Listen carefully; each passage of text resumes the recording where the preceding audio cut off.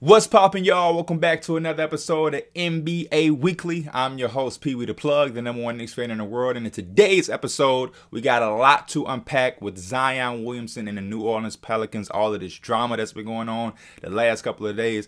I feel like us, the media and the fans, we got a little distracted with some other storylines that have been happening during this season, but there's a lot to unpack there. Before we dive into that, though, I do want to say if you are new to this channel and you enjoy this type of NBA content on a consistent basis, make sure you hit that subscribe button. If you're not new and you're familiar with me, then make sure you hit that like button so we can get these videos to a wider audience and build this community. Anyway, Zion Williamson and the Pelicans. Like I said before, I feel like this is something that's not new. This is something that we all kind of have known about and have had in the back of our minds. But when we came into this new season with the fans totally back after the chaotic last year with the COVID and everything, we had the Ben Simmons situation, which was the biggest thing in basketball. Then after that, we had the Kyrie Irving vaccine and the mandate with New York. He can only play away games, can't play home games. The Brooklyn Nets ain't letting him play at all. Then all of a sudden he's playing away games. We had out of nowhere the James Harden situation. All of the speculation about him potentially being traded for Ben. It's not true. It's not happening. He's not happy. One day he's happy. All of that was a mess.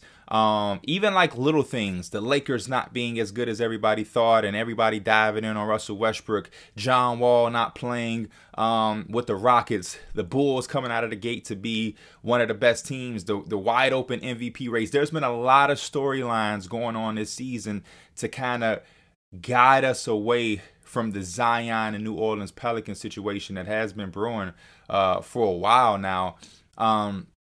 So with all that being said, it's a tough situation to dive into because it's just like, where do we start? The reason this is back into our attention, I'll start there, is CJ McCollum, as we know, was the big acquisition for the New Orleans Pelicans over this past trade deadline. And over the All-Star weekend, CJ McCollum was being talked about or talked to about the trade. And he had let it be known that, mysteriously enough, he hadn't spoke to the face of the franchise, Zion Williamson. And this has been a week and a half to almost 2 weeks after now being a New Orleans Pelicans. He had played about 5 games. The trade was basically old and not even new news anymore. And then he dropped that bomb.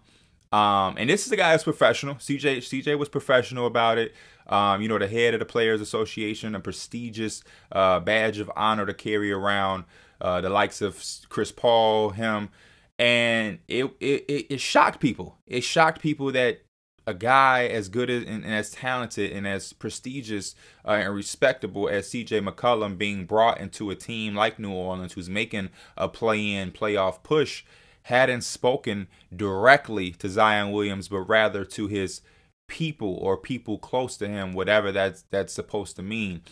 And from there, the chatter started to ramp up a bit. And then a couple days ago, ESPN, one of their shows, I believe First Take or something, it was Stephen A. Smith and J.J. Redick having dialogue. And J.J. Redick, a former Zion Williamson teammate, basically, peeled back the layers and let us into the Zion Williams Pelicans situation and basically held Zion accountable publicly. Talked about his time when he was there, specific words and details of calling Zion a detached teammate, saying that there's been times where they were teammates where he had to hold Zion accountable in front of the team about certain actions, about communication, and even going to the depths of saying, to reach out to a new teammate who's been newly acquired is just human nature. That's just basic one-on-one professionalism. And all of those comments, all of those statements has made this situation interesting. Because like I said, this isn't anything that's new, but I think for the general public, this is something that we've kind of stored in the back of our mind, because I remember last season or the last offseason before where there was reports about Zion's family not being too happy with the Pelicans. And we were all like, bro, you only played 1 year. Like, y'all not even gonna give the Pelicans a chance to get y'all where y'all trying to go. And none of that was surprising, because since the draft, no matter what Zion and his family tried to say, we all knew that they had hoped for the New York Knicks to land the lottery so he can go and play in a big market from day one. Him, his team, his family, Nike, they all wanted him to be one of those guys that was put on that stage from the beginning of his career in a big market so he could sell shoes, highlight films. He has the $1 million smile. This is supposed to be the next big marketable guy coming out of college. The athleticism, highlight reel. This is the guy that doesn't get in trouble, doesn't say any of the wrong things. You know, just this big, gentle giant who will put you on a poster. And there was definitely a disappointment around him and his team from day one when he was drafted by the New Orleans Pelicans. And it's been weird. All of this information is weird. I was never a fan of him and his family even kind of suggesting that New Orleans wasn't for them after like 1 or 2 seasons. This is also terrible timing for him and his family for all of this stuff to be coming out, because Zion has played in less games than he's missed. So to really put that into perspective and say it correctly for everybody to truly understand, Zion Williamson has missed more games than he's played in.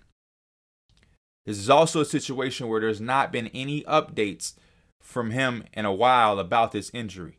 We only get, oh man, he may come back here. There may be a second surgery required. But as far as from Zion and his camp directly, we haven't had any information. Along with that, there has been the rumors of his weight and the uncontrollable, you know, habits with him and his body. We've seen him pop up at games here, and he's out of shape. It looks like, to say, you know, we're not body shaming anything, but he doesn't look like he's in playing shape. There's been, you know, questions about maturity. Not that he's an immature guy, but about the seriousness and the professionalism it takes to be the face of a franchise and making those sacrifices, like your diet and being around the team, proper communication, those type of things. There's been reports, you know, not even reports, but last year, Brandon Ingram and one of the GM or presidents or whatever went to an NBA Finals games. That looked real weird that Zion wasn't there. When they had voluntary, you know, workouts as a team in Nashville, Zion wasn't there. That looks bad. You know, when CJ McCollum is acquired and you don't, you know, talk to him directly, that's weird. I haven't seen Zion at a game, I want to say, in almost majority of the year. When's the last time anybody has seen Zion Williamson on the bench rooting or supporting his teammates? You know, there was a time at the bubble when they rejoined as a team and Zion mysteriously wasn't there. I even think about the awkward press conference at the beginning of the year this year when they asked him about David Griffin, and he was so extremely awkward and saying, hey, that's funny you asked. I'm glad you asked that. And it was just the weirdest, most awkwardest, unsmoothest shit I've ever seen. And the body language was, I hate that I'm here almost. I don't want to put words into Zion's mouth, but that was the tone that I kind of got from it. And even the weird stories about David Griffin being in his hotel room during the bubble and playing piano. And it's been very, very weird between Zion Williamson and the New Orleans Pelicans. And on the other hand, I don't want to make this a Zion Williamson thing. I do think he could be better communicating.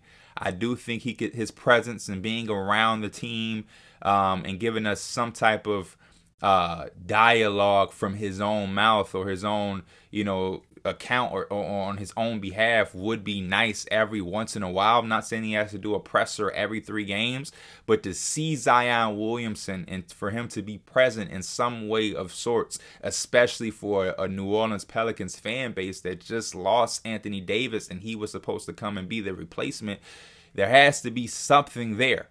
We just found out that the season tickets for next year does not involve Zion Williamson. And as a fan base that's dying for, you know, somebody to attach on to, it's a little weird.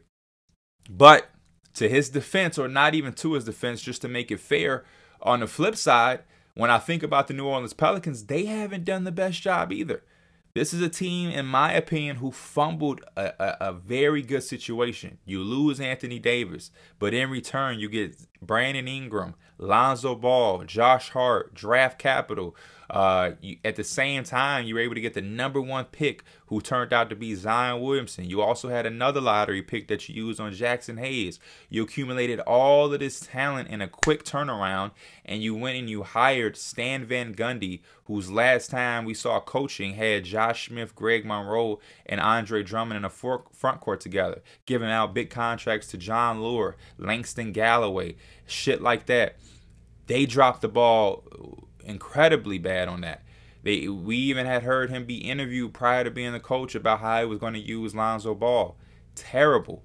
You had Brandon Ingram, the first year there, turning into an all-star while Zion was hurt. That was something to uplift the city.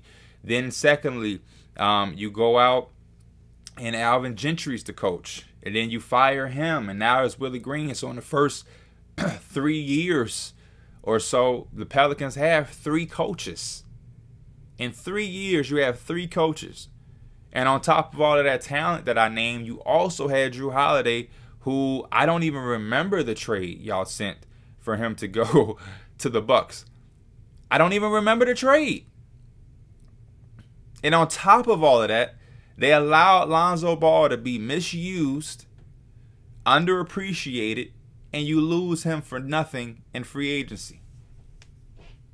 And then on top of that, you went and you drafted at his position with Kira Lewis, who I think is a good player, but he hasn't been in the situation with the New Orleans Pelicans to be effective at all.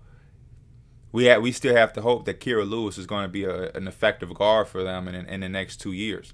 To ask Kira Lewis to do anything crazy in the next year would just be unfair, because he hasn't even been in a position to do anything. That was a lottery pick they used on him when they had already had Lonzo. And we know the relationship that Lonzo had with the Brandon Ingrams and the Zions, and the highlight reels of him throwing the lobs to Zion. So you imagine the effect that it has on a locker room and the chemistry when you lose a guy like that. And then you just trade Josh Hart, who was a part of that deal as well, with Nickeil Alexander-Walker, which I'm not mad, because you went out and got C.J. McCollum. You also added Jonas Valanciunas, but I feel like there was a lot of little things that the Pelicans did that could have been better and would have made the situation somewhat better. So I'm not putting this all on Zion, and I'm not putting this all on the Pelicans either. But what I am alluding to is that sometime soon, maybe this offseason, they're going to have to start the conversation of potentially divorcing. As crazy as it may sound, because of how good Zion has played when he's played. Though I do think the best ability is availability, Zion Williamson has been incredible when he's played. And again, this is a guy who has missed more games than he's played. I believe he's missed 106, 109 games and has played like 81 or something like that, 86 games, something like that. But he's missed hundreds, he missed around 100 something games and has played in less than 100 games. And let's be honest, when they've played, they've been mediocre. This is supposed to be a surprise team when they had all of these pieces, and Ingram was an all-star, and Zion was doing his thing when he was playing, and Lonzo was looking all right. His shot was getting fixed, and Josh Hart was solid. They had Steven Adams, and they signed him, and luckily they were able to trade him to get Valanciunas, because I didn't think that was a good signing. It's a team that a lot of people was like, this is going to be a surprise team in the Western Conference. Didn't happen. They're in their 3rd coach. And right now, with the lack of communication and everything that Zion is telling us with his actions, he doesn't want to be there. His family doesn't believe in it. And after a while, you gotta understand that the locker room isn't going to want Zion there. If I'm Brandon Ingram, why do I want Zion here? I'm putting in all this work.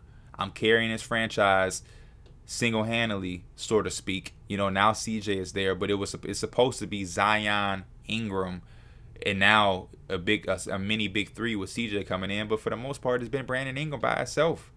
You let my boy Lonzo go. You just traded Josh Hart. You know what I mean? Shout out to Devontae Graham and Valanciunas, but the guy who I was supposed to be paired with isn't here at all. Not forget just being on a court, he's not even around. And the minute he does come around, y'all kiss his ass like he's the hottest shit since sliced, like he's fucking LeBron James. And he's barely even here. Like, imagine if you're Brandon Ingram. I was an all-star the first year y'all had me, and he wasn't playing. Then Zion comes back, and now y'all run the entire off. Do y'all remember they were playing point Zion when they had all-star Brandon Ingram, who was proven that he was that guy? I watched him single-handedly beat teams. And again this year, the Pelicans started off bad as hell. Brandon Ingram got his game back to an all-star level. This team is in a play-in without Zion. And the minute he comes back, they treat him like he's LeBron. They run an offense through him. They do anything to make him happy. You have to imagine the effect that it has on the players who are actually there constantly, 24/7, whenever they're asked to be there. You have to imagine. So at some point, I think it's a tough pill to swallow for the fan base, for the organization, the GMs, ownership. But you have to explore the trades. You have to explore the trades. I don't know how. I don't know when. You know, it's going to be very, very difficult to trade a Zion Williamson who hasn't played in a very long time. We haven't seen him in a while. His body and his weight, the issues that causes. But at some point, when you're able to get him healthy, you're able to get him on the floor, you have to look into it because you're going to be pressured into giving him this crazy rookie max extension that he's not going to deserve. And the minute you don't give it to him, he's then going to have his reason to want to leave New Orleans. So you might as well prepare yourself to figure out how you're going to be able to move him and get the most out of it, because a disgruntled Zion Williamson, who we haven't seen in a while, does not have a lot of value. And the last thing you want to do, New Orleans, is to be pushed into a corner where you have to trade Zion Williamson, this special #1 pick talent, but for a low ball price. And then you end up trading him somewhere and he gets his shit together and he's that star everybody else thought he was going to be. It's a crazy, tough situation for my Pelican fans. Anybody who's a Pelican fan, if you're not a Pelican fan, let me know in the comments what you think the Pelicans should do to fix this situation. Do you think it's a 50-50, everybody's accountable? Do you think this is just a Zion Williamson situation? Is there anything the Pelicans can do to fix it? What are some trade places that you think Zion will look good in? Do you think he goes to my Knicks to be paired with RJ and Cam? Does he go in Atlanta with Trae Young and they have this live partnership or whatever? Name me some trade situations and scenarios in the comments. As always, I appreciate you guys. This is NBA Weekly. I'm your host, Pee Wee the Plug. Till next time, peace.